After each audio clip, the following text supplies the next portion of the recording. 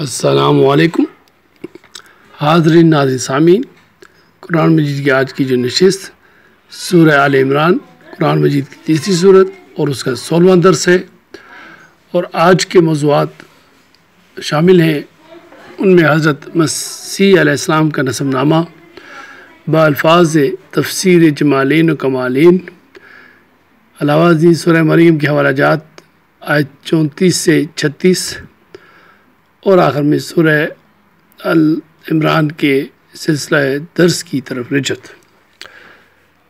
تو میں اپنے جو استاد محترم جناب قرآن اسکالر انجینئر محمد فیل شاد صاحب سے گزارش کروں گا کہ اس کے اوپر تفصیل سے روشنی فرمائیں۔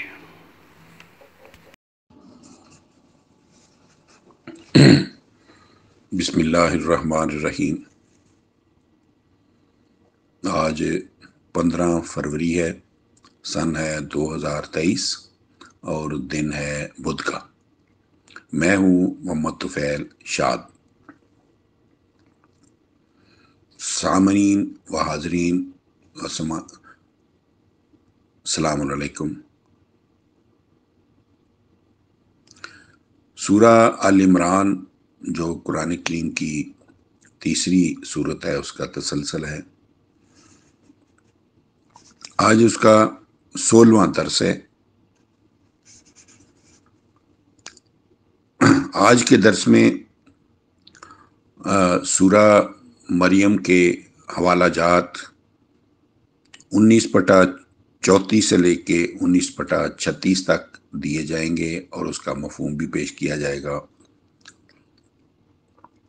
آج کے درس میں حضرت مسیح کا نسب نامہ بالفاظ تفسیر جلالین و کمالین وہ بھی پیش کیا جائے گا۔ تو ہم شروع کرتے ہیں حضرت مسیح کا نسب نامہ بالفاظ تفسیر جلالین و کمالین۔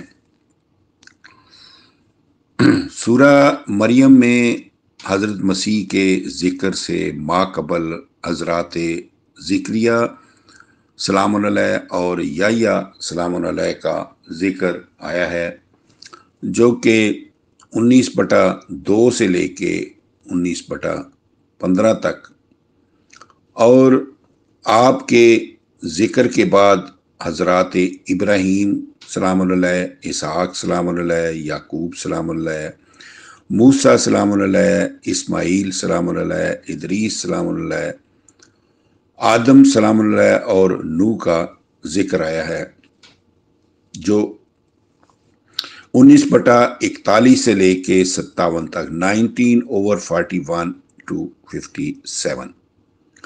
اس کے بعد 19/58 19/58 میں ارشاد ہوا ہے، اولئک الذین انعم اللہ علیہم من نبیین من ذریات آدم وممن حملنا مع نوح ومن ذریات ابراہیم و اسرائیل۔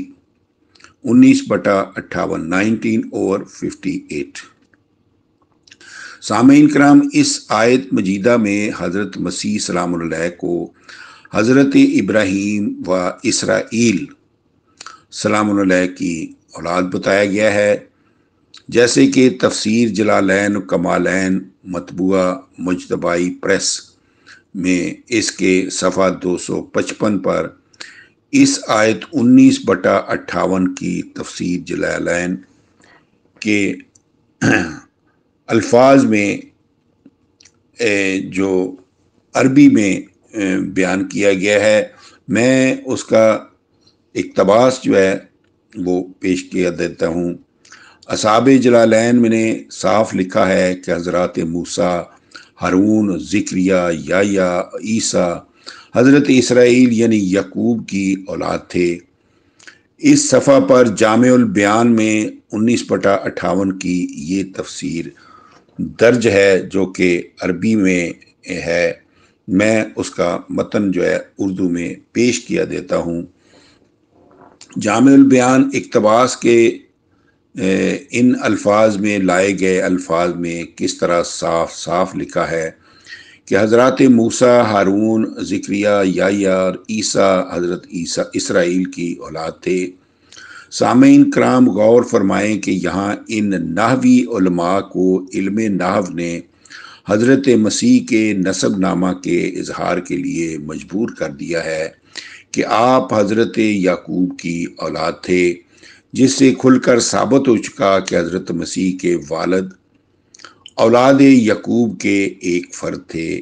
یہ ہے حضرت مسیح کا نسب نامہ، جو ہمیشہ باپ کی نسبت سے ہوتا ہے، ماں کی نسبت سے کبھی ہوا ہی نہیں۔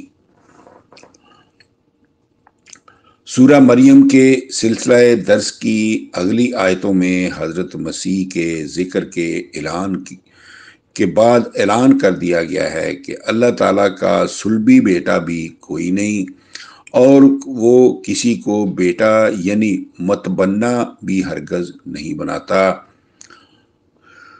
بسم اللہ الرحمن الرحیم۔ ذالک عیسی ابن مریم قول الحق الذی فیہ یمترون، 19/34۔ مذکورہ بالا قوائف والا تھا عیسیٰ بیٹا مریم کا۔ مذکورہ قول حق ہے جس میں لوگ شک کرتے ہیں اور مسیح کو اللہ کا بیٹا ٹھہراتے ہیں۔ ما کان للہ ان یتخذ من ولد سبحانہ اذا قضى امرا فانما یقول لہ کن فیکون۔ اللہ کے لیے یہ لائق نہیں کہ وہ کسی کو بھی بیٹا بنائے، وہ بیٹے اور بیوی سے پاک ہے، جو کہ 6/101 کے مطابق ہے۔ وہ موت و حیات سمیت 40/68 40/68 جب کسی کام کا ارادہ کرتا ہے تو اسے قانون مشیت کی زبان سے کہتا ہے ہو جا، پھر وہ اس کے قانون مشیت کی منزلیں طے کر کے ہو جاتا ہے۔ سامعین کرام، آیت مجیدہ 40/68 میں کن فیکون کی بحث میں پہلے بیان کر چکا ہوں۔ اس سے اگلی آیت میں حضرت مسیح کے بعث کی غرض اور آپ کی تحریک کا خلاصہ بلا تمیز اعلیٰ و ادنیٰ ربوبیت عامہ خود انہی کے الفاظ میں بیان ہوئی ہے۔ وَإِنَّ اللَّهَ رَبِّي وَرَبُّكُمْ فَاعْبُدُوهُ هَذَا صِرَاطٌ مُسْتَقِيمٌ، 19/36۔ اور مسیح نے قوم سے کہا بلا شبہ اللہ تعالیٰ میرا بھی رب ہے اور بلا تمیز اعلیٰ و ادنیٰ تم سب کا بھی رب ہے، پھر اسی کے قانون کی فرما برداری کرو، یہی سیدھی راہ ہے۔ سامعین کرام، اس آیت مجیدہ کے بعین ہی یہ الفاظ سورہ ال-عمران کی آیت نمبر 51 میں بھی آئے ہیں، جس کی تفسیر ہم آگے بیان بھی کریں گے۔ مریم پر یہودیوں کا بہتان عظیم۔ ولادت مسیح بے باپ کے ثبوت میں قرآن کریم سے ایک دلیل یہ لائی جاتی ہے کہ یہودیوں نے مریم پر حرام کاری کا بہتان باندھا تھا۔ قرآن کریم نے سورہ النساء میں اس کی تصدیق کی ہے۔ وَبِكُفْرِهِمْ وَقَوْلِهِمْ عَلَى مَرْيَمَ بُهْتَانًا عَظِيمًا، 4/156 اور 156۔ اور اللہ تعالیٰ ان سے بیزار ہوا ان کے انکار کی بدولت اور ان کے اس عظیم بہتان کی بدولت جو انہوں نے مریم پر باندھا تھا۔ سامعین کرام، اس اعتراض کا جواب یہ ہے کہ ما کانا ابوک امرأ سوء وما کانت امک بغیہ کی وضاحت حضرت مسیح کے جواب میں اس سے پہلے میں اس کی وضاحت کر چکا ہوں۔ الفاظ بالا میں قوم نے حضرت مریم پر معاشرہ کے مروجہ عقائد و نظریات کی بغاوت کا الزام لگایا تھا، جس کا جواب انہوں نے حضرت مسیح سے دلوایا کہ میں بحیثیت نبی اور صاحب کتاب ہونے کے تمہارے عقائد و نظریات کی تردید کرتا ہوں، جس کا ذکر 4/156 میں مذکور بہتان اگر حضرت مریم پر یہودیوں کا لگایا ہوا جنسی بغاوت ہی کا تسلیم کیا جائے تو یہ مریم رضی اللہ تعالی عنہا کی وفات کے بعد اس وقت کا ہو سکتا ہے جب نصارہ نے حضرت مسیح کو بے باپ کی پیدائش ظاہر کیا تو یہودیوں نے کہا پھر تو وہ ناجائز پیدائش ہی ہو سکتا ہے، اور مریم معاذ اللہ بدکارہ ہو سکتی ہے یا بدکارہ ہوگی۔ سورہ نساء 4/156 میں جہاں یہودیوں کے مریم پر بہتان عظیم کا ذکر ہے، وہاں 4/153 تا 159 4/153 to 159 یہودیوں کے ان جرائم کی فہرست بیان ہوئی ہے جو ان کے مختلف زمانوں کے الگ الگ آباء و اجداد نے الگ الگ وقتوں میں کیے تھے۔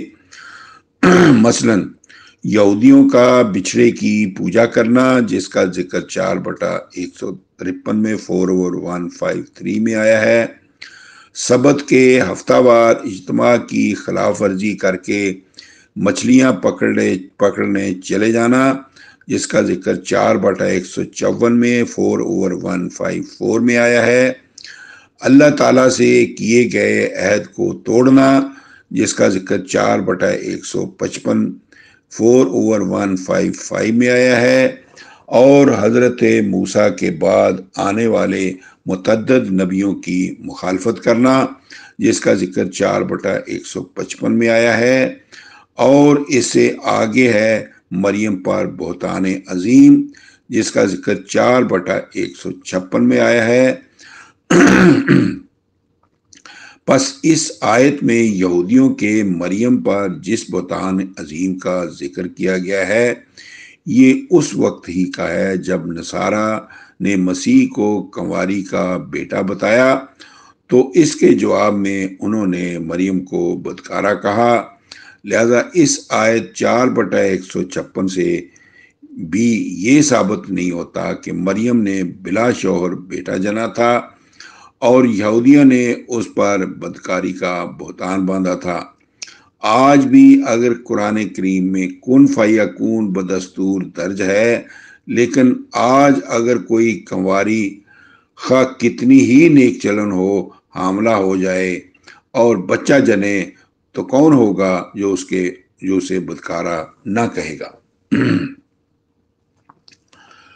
ایک اور اعتراض کا جواب، حضرت مسیح کو بے باپ ثابت کرنے کے لیے کہا جاتا ہے کہ اگر مسیح بے باپ پیدا نہیں ہوئے تھے تو قرآن کریم میں انہیں مسیح ابن مریم کیوں کہا گیا ہے، جبکہ 33/8 میں حکم دیا گیا ہے کہ جنہیں تم متبنہ بنا لیتے ہو انہیں اپنے بیٹے نہ کہو یا نہ کہا کرو، بلکہ ادعوہم لآبائہم ہوا اقسط عند اللہ 33/5 انہیں ان کے باپوں کے نام کے ساتھ پکارا کرو، یہ طریقہ اللہ تعالیٰ کے نزدیک مبنی بر انصاف ہے۔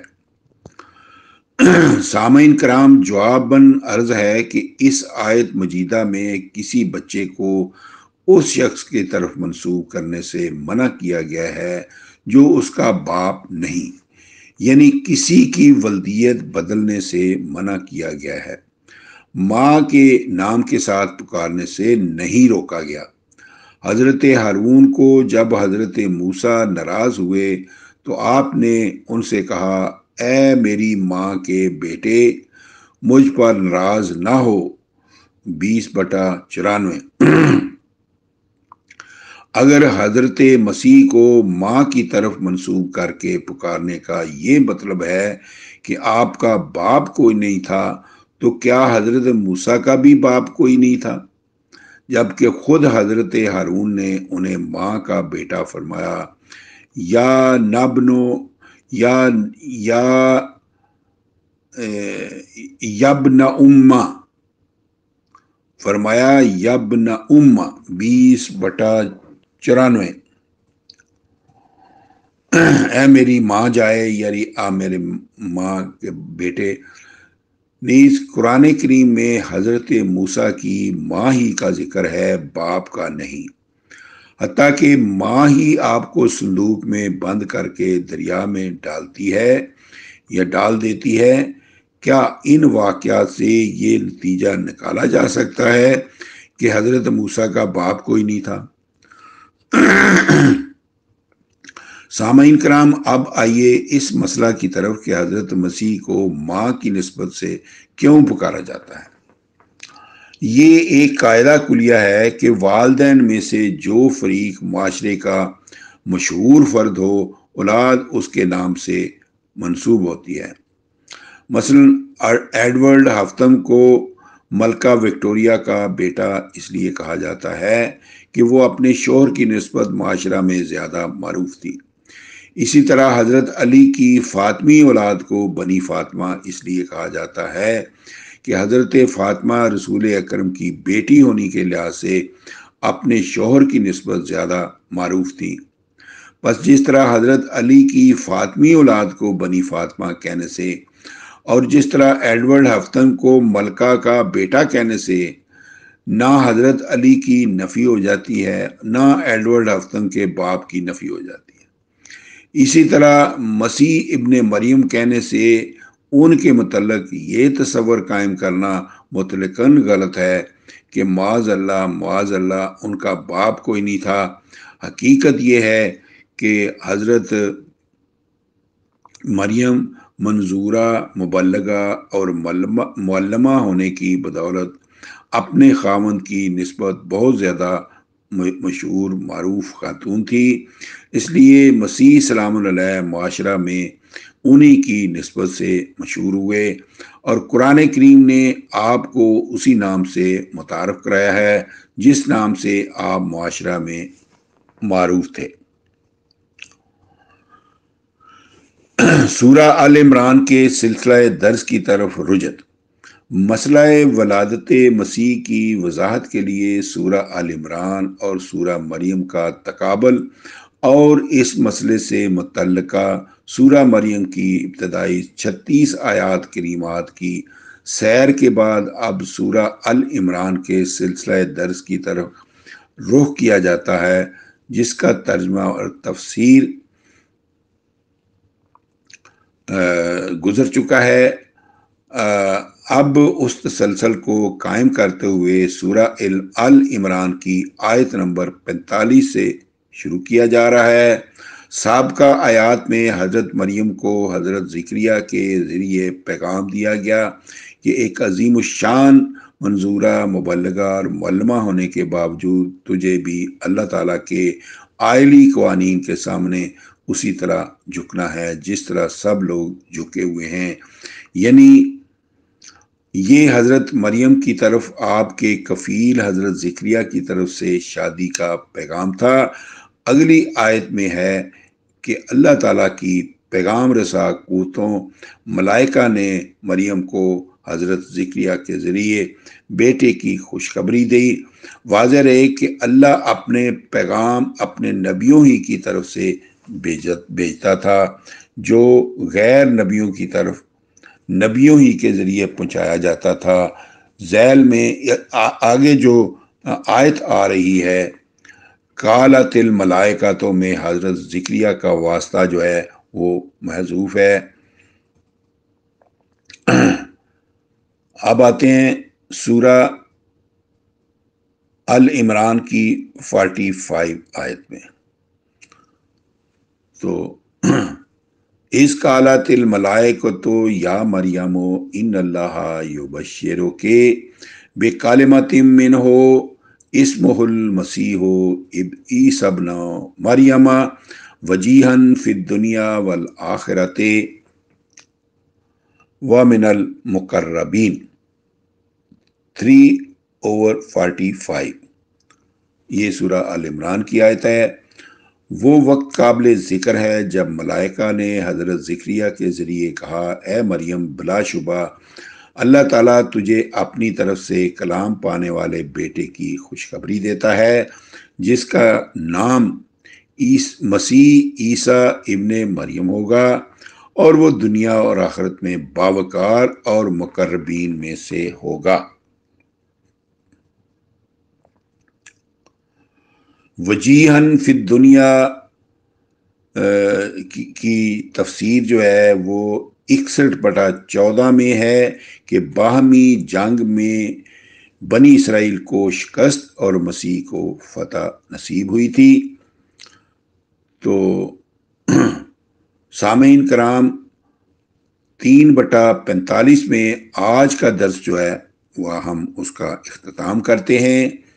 آئندہ کے درس میں ہم انشاءاللہ 3/46 سے شروع کریں گے اگلے درس میں۔ آج کے درس میں اتنا ہی۔ وما علینا الا البلاغ۔ فی امان اللہ۔ اللہ حافظ۔ خواتین حضرات، اسی کے ساتھ ہی آج کی 16ویں نشست سورہ آل عمران کی درس کی اپنے اختتام کو پہنچی۔ جلدی آپ کی خدمت دوبارہ حاضر ہوں گے۔ اجازت دیجیے۔ پاکستان زندہ باد۔